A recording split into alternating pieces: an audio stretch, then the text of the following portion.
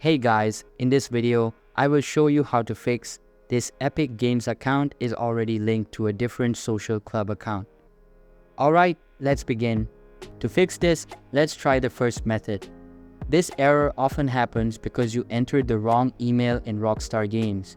Make sure you enter the email and password for the Rockstar Games account linked to your Epic Games account. To verify, click on the Epic Games account icon, go to the account section, and open account settings on the Epic Games website. Here, you will see the email linked to your Epic Games account.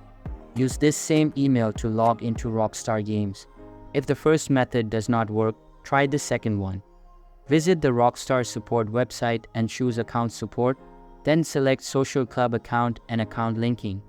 Log in and email support asking for the email linked to your Epic Games account. Rockstar will respond with the correct email, allowing you to fix the linking issue. So that's basically how you can fix this Epic Games account is already linked to a different social club account. And that's it for this video. If you find this helpful, consider subscribing and giving this a big thumbs up. Thanks.